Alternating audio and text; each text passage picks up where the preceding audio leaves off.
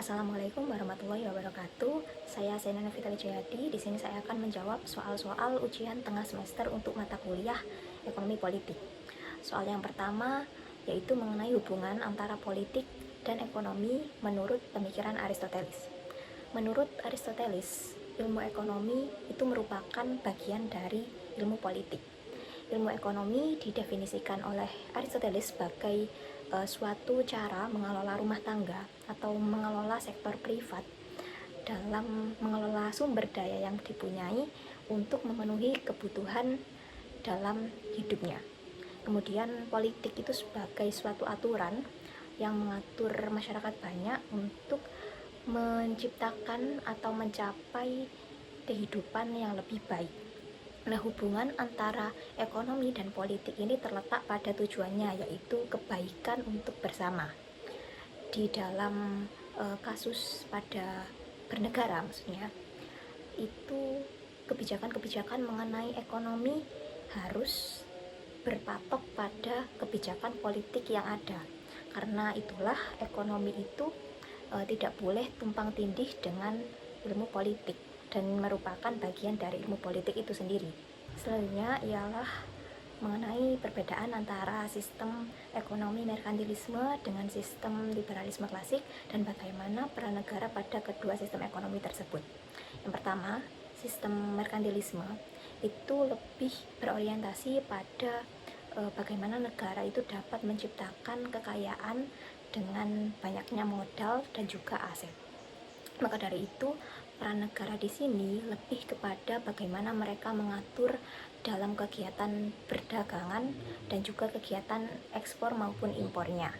Negara juga memiliki peran dalam melindungi sumber daya yang dapat menjadi komoditas utama bagi negara tersebut.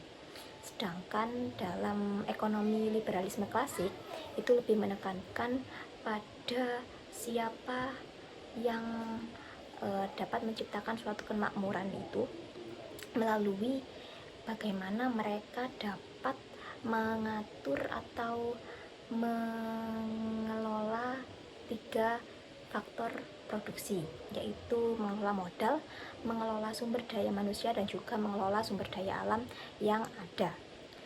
Di dalam sistem ekonomi liberalisme itu muncul prinsip-prinsip kebebasan, prinsip self-interest, dan juga prinsip persaingan, di mana ini dapat menciptakan persaingan pasar yang lebih bebas dan negara itu hanya berperan sebagai pembuat kebijakan atau mengawasi saja. Yang ketiga yaitu mengenai konsep invisible hand menurut Adam Smith dan bagaimana konsep tersebut memengaruhi kebijakan publik dalam sistem ekonomi modern. Konsep invisible hand sendiri itu merupakan suatu keyakinan pada kekuatan pasar di mana mereka itu dapat membalikkan kondisi dari adanya kekacauan pasar atau market failure menjadi kondisi yang normal kembali tanpa adanya intervensi dari politik atau pemerintah. Untuk praktiknya sendiri, pemerintah itu cenderung membebaskan kepada pasar, membebaskan adanya perdagangan dan juga persaingan usaha. Namun pada implementasinya di lapangan masih terdapat peran-peran pemerintah dalam mengatasi masalah-masalah yang tidak dapat diselesaikan oleh pasar, seperti memberikan subsidi, memberikan bantuan sosial. Pertanyaan selanjutnya yaitu mengenai kritik Marx terhadap sistem ekonomi klasik, khususnya terkait akumulasi kapital dan dampaknya terhadap ketimpangan sosial. Marx itu memiliki pemikiran bahwa kapitalisme dapat membagi masyarakat kepada kelas-kelas sosial antara masyarakat pemilik modal dengan masyarakat pekerja. Marx juga mengenalkan konsep nilai lebih di mana para pekerja ini memproduksi nilai yang lebih daripada upah yang mereka terima, di mana nilai lebih ini tadi diserahkan atau menjadi hak milik si pemilik modal untuk menjadi keuntungannya dan juga untuk diinvestasikan kembali. Nah, proses ini disebut dengan akumulasi modal.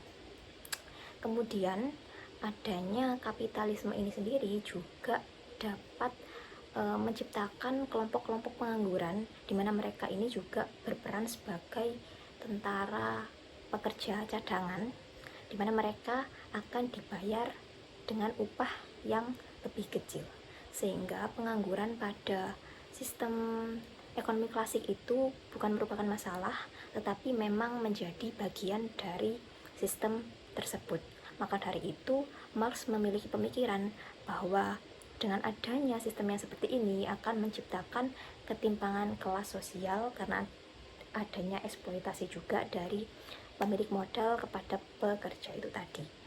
Terakhir yaitu mengenai perbandingan antara pendekatan sosialis dan liberal dalam mengatasi masalah ketimpangan sosial dan pendekatan mana yang lebih relevan jika diterapkan saat ini. Untuk pendekatan ekonomi liberal yang condong oleh pemikiran Adam Smith, di mana menekankan pada pentingnya pasar bebas, persaingan, dan peran individu dalam kegiatan ekonomi, di mana pemikiran ini melihat bahwa suatu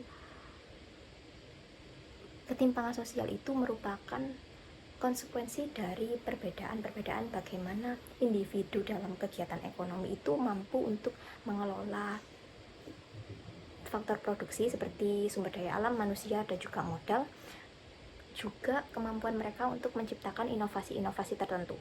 Sebaliknya, untuk sistem ekonomi sosialis yang merupakan pemikiran dari Marx, itu lebih menekankan pada bagaimana peran negara dalam menciptakan kesejahteraan masyarakat melalui bagaimana mereka memberikan pelayanan-pelayanan publik, terutamanya pada kesehatan dan keselamatan, juga kesejahteraan bagi pekerja.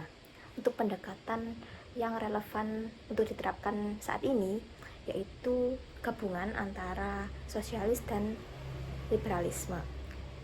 Pasar bebas itu juga bisa memengaruhi bagaimana persaingan ataupun iklim kerja yang ada di negara tersebut lebih cepat dan juga efektif, juga memberikan banyak-banyak inovasi atau penemuan baru, produk baru.